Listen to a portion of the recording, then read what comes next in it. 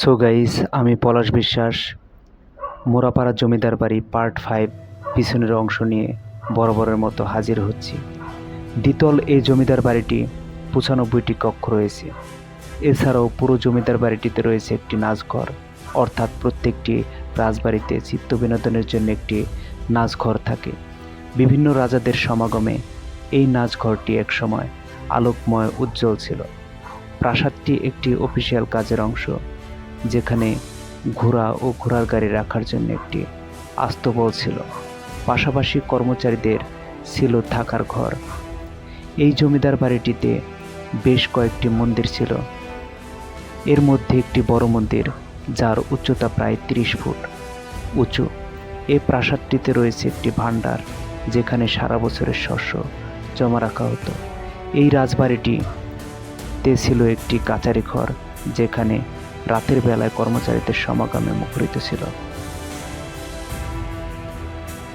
তো গাইস, আমরা মোরাপাড়া জমিদার বাড়ির ভিতরে প্রবেশ করছি এবং এই স্থানটা দেখতেছেন, এটা মোরাপাড়া জমিদার বাড়ির সে পুরাতন আমলে ব্যবহার করা হতো এবং এই অংশটার কোনো কনস্ট্রাকশন হয়নি। যদিও কলেজের ফ্রন্ট বিল্ডিংটা কলেজ বিল্ডিং হিসেবে ব্যবহার করা হচ্ছে, কিন্তু ভিতরের বিল্ডিংগুলো যে ধ্বংসস্তূপে পরিণত হচ্ছে। সো গাইস, মোরাপাড়া জমিদার বাড়ির এই যে পিছনের অংশ, এই অংশটা প্রায় ডিস্ট্রয়েড হয়ে গেছে। সো এই যে পিছনের যে অংশটা দেখতেছেন, এটা মোরাপাড়া জমিদার বাড়ির, কিন্তু এটা কলেজের কোনো অংশ হিসেবে ব্যবহার করা হচ্ছে না। তাই অযত্ন অবহেলায় এই অংশটা আজ ধ্বংসস্তূপের দ্বার প্রান্তে। সো গাইস, এখন আমরা পিছনের অংশটা দিয়ে বেরোয়ে পিছনের যে পুকুর ঘাট আছে মোরাপাড়া জমিদার বাড়ির, সে পুকুর ঘাটের দিকে রওনা হচ্ছি এবং পুকুর ঘাটের যে দৃশ্যগুলো, আমরা সেই দৃশ্যগুলো কিছুক্ষণ সময় পর দেখাবো। সো ভিউয়ার্স, সাথে থাকুন। সো গাইস, আমরা আছি এখন মোরাপাড়া জমিদার বাড়ির পিছনের অংশে। এই অংশটায় আপনার এই যে আপনার পুকুরটা দেখতেছেন, এই পুকুরটা তখনকার সময় মাছ চাষের জন্য এই পুকুরটা ব্যবহার করা হতো এবং ফ্রন্টের যে পুকুরটা দেখিয়েছি, ওই পুকুরটা স্বাভাবিকভাবে স্নান করা বা গোসল করার জন্য ব্যবহার করা হতো। জমিদার জগদীশচন্দ্র ব্যানার্জি প্রজা সাধারণের কল্যাণের জন্যে স্থাপন করেছেন ধর্মীয় প্রতিষ্ঠান ও পুকুর। পিছনের অংশে মহিলাদের স্নান করার জন্য এই পুকুরটি ব্যবহার করা হতো এবং সামনের পুকুরটিতে স্নান করে পূজা অর্চনা করার জন্য ব্যবহৃত হতো।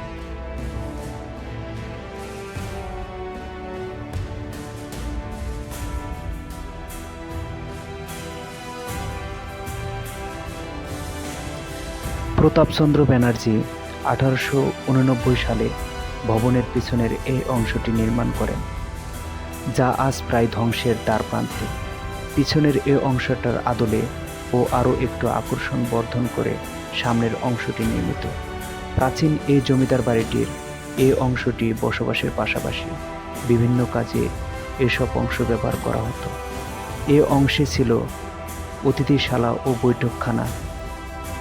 এই রাজবাড়িটির মন্দিরদ্বয়ের পিছনে ছিল বিশাল শতবর্ষী আমবাগান। এ অঞ্চলে জগদীশচন্দ্র ব্যানার্জির নাম সমাধিক প্রসিদ্ধ, কারণ তিনি 2 বার কাউন্সিল অফ স্টেটের পূর্ববঙ্গ থেকে সদস্য নির্বাচিত হয়েছিল। সো গাইজ, আজ এ পর্যন্তই।